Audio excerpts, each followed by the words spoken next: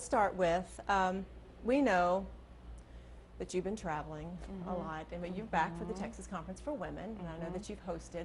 Why do you think it's so important that you leave the campaign trail to come back for this conference?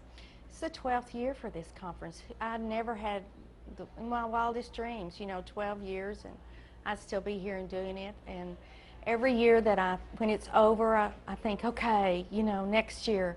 But every year meets its expectations far and above anything that we could have imagined. And it's so exciting to be with women, mostly Texas women, for one day, and it's home, so it's great to be back.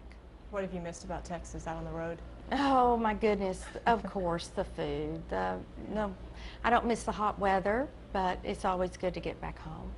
Now, you've been traveling a lot, and I know we see Governor Perry everywhere. Of course, the cameras are following him everywhere, but what have you been doing? Have you been with him most of the time, or have you been out speaking at events as well? Well, I've been on a lot on my own. We started only 12 weeks ago in this campaign.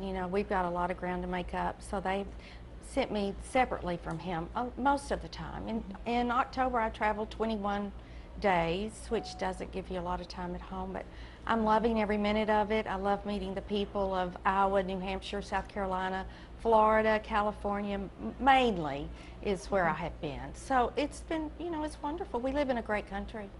Has it been tougher than you expected, or more of what you expected? I told someone it's everything I thought it would be and nothing what I thought it would be. So I thought, okay, I'm seasoned, I can do this. But it's much harder, it's much more difficult to be in the national media spotlight, and I've learned some lessons along the way. What are some of the challenges and some of the lessons you've learned? Most of the time there's a camera on you, so be really careful on what you say. I've been caught in that trap, not realizing I was on film, and it's viral. I mean, these days everything is on the internet within no time. So, I've learned my lesson to think about what I say most of the time. Are you referring to the time when you talked about you think your husband may have been treated unfairly? I was there, and it was a very private moment. I didn't really know this was being filmed, but they asked me to talk about my faith and the location where I was in South Carolina up at North Greenville University.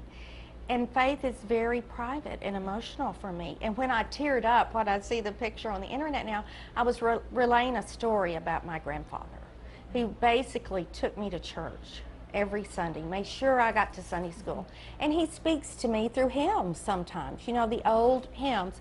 And I was emotional, and yes, so that was when I teared up. And, I had no idea it would be on TV in the video. Well, here you are now, and I know that you've, in the past, I remember when it first started, you encouraged your husband to run.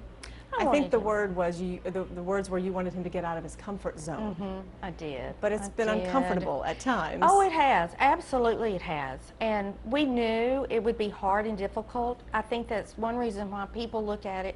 It is so very trying and invasive into your life. But we really felt like there was a need, and we were worried about our country. And we did not want to wake up when we were 80 years old and say, gosh, we should have done it. Would have been too late then. And it was time to make a decision, and if we were going to get in the race, like I said, we've only been in 12 weeks, so we certainly haven't been in months and years.